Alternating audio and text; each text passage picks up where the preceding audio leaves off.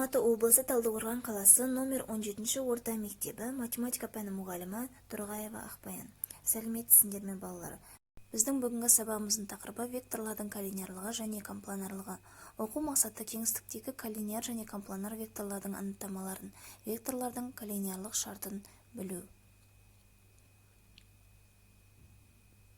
Енді анықтамасына келетін болсақ, егер екі нөлдік вектор бір түзудің бойында немесе параллель түзулерде жатса, онда олар коллинияр векторлар деп аталады.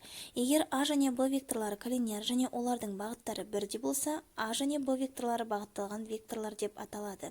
Белгіленуі суретте көрсетілген. Егер А және Б векторлары коллинияр, ал бағыттары қарама-қарсы болса, онда А және Б векторлары қарама-қарсы бағытталған векторлар деп аталады. Белгіленуі суретте көрсетілген.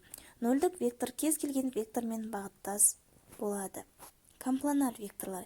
Егер векторлары бір нүктеден жүргізгенде, олар бір жазықтықта жатса, онда олар компланар векторлар деп аталады. Балалар, енді осы компланар векторларға байланысты бейне жазбаға қарайық. Бір жазықтыққа параллель немесе бір жазықтықта жататын векторларды компланар векторлар деп атайды.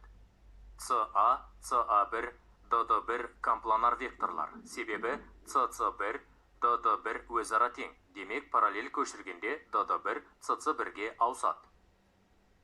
СА, СА1, СС1 векторы АА1, СС1 жазықтығына тиісті. ДС, СА және ДД1 компланар емес. Себебі ДД1 векторы АДС үшбұрыш жазықтығына перпендикуляр.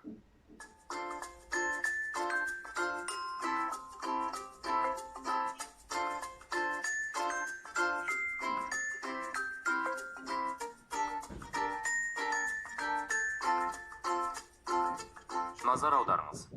Екі векторға параллель жазықтықты үнемі табуға болады. Сондықтан кез келген екі вектор үнемі компланар болады. Бір нүктеден шығатын және бір жазықтықта жататын векторларды компланар деп атайды.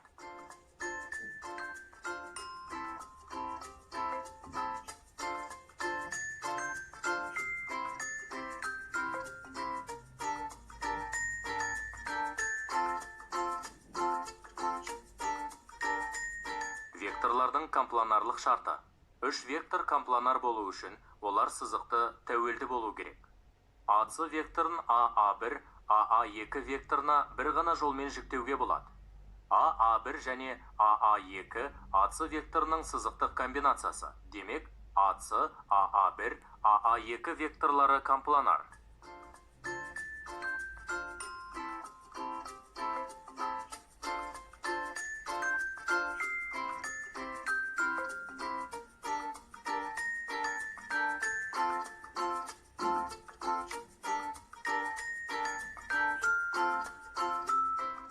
Егер үш вектордың ең болмаса біреуі нөлдік вектор болса, онда үш вектор компланар болады.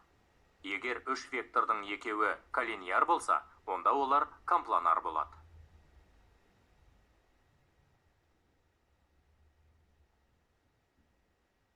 Ал енді балалар осы тақырып бойынша есеп шығарып көрсек. АБС-да А1, Б1, С1, Д1 тікбұрышты параллелеппеті берілген. М, К, Н, П, АБ, А1, Д1, АД, С1, Д1 қабырғаларының ортасы. А1, С1 векторына қандай векторлар коллинияр болады дейді. Асықпай ойланып, дәптерге жауабын жазамыз. Ал енді балалар өздерінің жауаптарымен мына дайын жауапты салыстырып көріңдер. Яғни А1, С1 векторына КП векторы және АЦ векторы коллинияр болады екен. Қымбатты балалар, сіздер жаңа тақырып бойынша ең негізгі мазмұнды алдыңыздар. Басқа материалдарды сіздер өз мұғалімдеріңізден аласыздар. Егер сұрақтарыңыз болса, сіздер оларды мұғалімдеріңізге қоя аласыздар. Жаңа материалды меңгеруде сәттілік, біздің жас достарымыз.